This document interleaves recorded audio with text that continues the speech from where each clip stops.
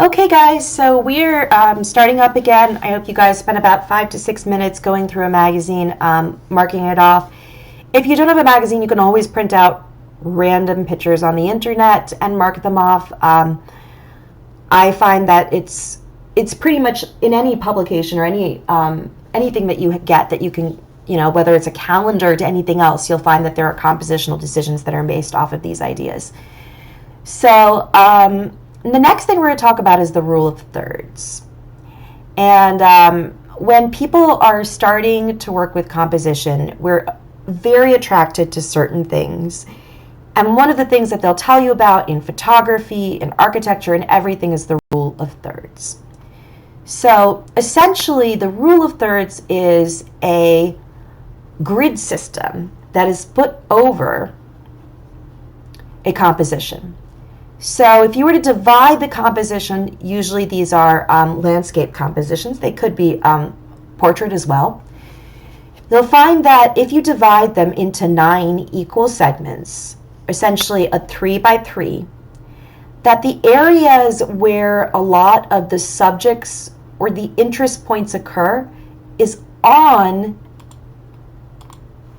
these little areas of essentially of intersection.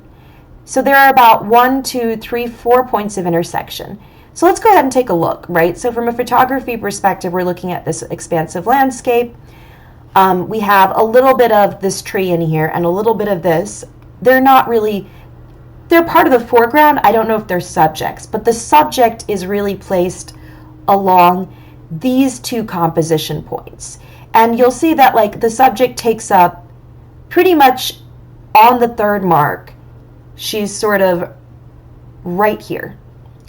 And that's, I think, really important to the way that we view the scene. I think it's very easy to look from all of it, read the expanse of it, and get right to her pretty quickly. And our eyes do this. They have a sort of tracking.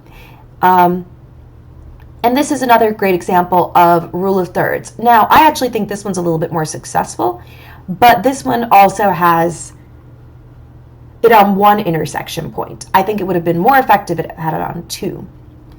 So I'm just going to read it out. The rule of thirds is a fundamental compositional guideline that divides the frame into a 9-part grid. The grid creates 4 points of intersection. If you notice, the subjects are placed on the points of the grid in the composition. The idea is that any elements placed on the points in the grid will create visual interest. So I really liked this piece because I think this is a great example of a use of thirds, a basic composition, where they've created the subjects being the houses, and they've positioned it such that we have the composition. There's a second plane that's sort of suggested through the horizon. Here is the first plane, which is suggested through the ground, and the houses, these little white little openings like the windows, are almost placed pretty close to these lines. And I think it's very successful in part also because it has these major diagonal lines that are almost in perspective, that are sweeping across the page, that are really making us view the houses. It's repetitive. Like I look through this, there's a line of light, I look through that. I look through this, I see this. It's very repetitive.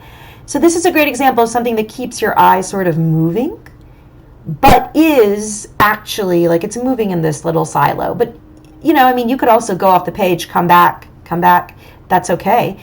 But it is definitely activated by these quadrants and by these intersection points.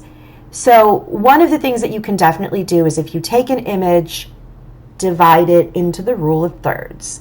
So go ahead and try this. So I would suggest that if you're looking at a magazine, you take a couple minutes to pull out a page, rip it out, and fold it. And you're going to see pretty quickly which ones fall into rule of thirds and which ones don't. And you'll find that a lot of them do fall into rule of thirds. So this is something you can do with your compositions as well. When you're making a composition, the way to do this is to divide and make the grid first, and then think about where you put your compositional elements in.